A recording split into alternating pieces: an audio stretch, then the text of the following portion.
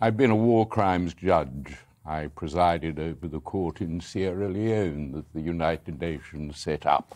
And we've still got Charles Taylor, I think, in an English prison as a result of that. So gradually, and I was involved, obviously, in the court in The Hague, which put Karadzic and Mladic in prison. It took 20 years to get them. Yeah. And who knows what Vladimir Putin will look like in 30 years' time, when he could be like those old Nazis they're bringing to trial in Germany. He could be overthrown by a coup. And he could be traded like Milosevic. But to people who would say, oh, he's 90 years of age, he's an old man, let it go. And people say this about crimes in Northern Ireland, they say it about Second World War crimes still. What is your view on that? Well, I think his crimes are unforgivable and unforgettable. You can see them on television, burning buildings all around Ukrainian cities, women and children killed, old people.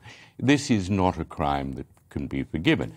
It is clearly, without any reasonable doubt, the crime of aggression, which means invading a sovereign country in a way which is a massive breach of the United Nations Charter, and that is done.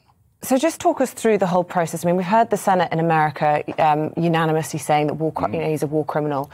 We've seen Dominic Raab here going over to assist with the prosecution at the International Criminal Court in The Hague. Will there be a long indictment sheet? I mean, it starts, as you say, with the invasion of a sovereign nation, but, you know, things like targeting a maternity hospital. It will be a very simple case. I mean, the British police this morning have asked Ukrainian refugees that we take to provide eyewitness accounts of crimes of bombing hospitals and so on.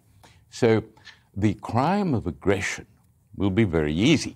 You just show the sort of photographs that have been on television, you use Putin's own statements against him, and you get the Ukrainian government to confirm that on the 24th of February they were invaded.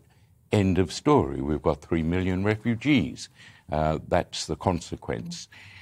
So there's no difficulty for a prosecution for aggression. What are Putin's defences? Well, self-defence is a guaranteed defence, but no one's suggesting that Ukraine was about to invade Russia. That would be ludicrous. So he doesn't have self-defence. He himself has said, I acted to stop genocide.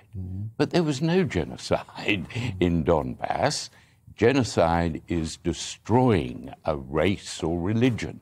And can he say, I can't be held personally responsible for this because it's my army, my generals, and they have, you know, freedom to do what they want? No, there is other crimes he can be charged with, and we have a doctrine called command responsibility. And he is the responsible commander. He doesn't have to know about the crimes, but once they're committed, he has to punish them, and he didn't. Now, there's another interesting defence. If I were his lawyer, and I hope he has a good lawyer if he comes to trial. Do you? Yes, I do, because that shows that there's justice, that he is being properly defended.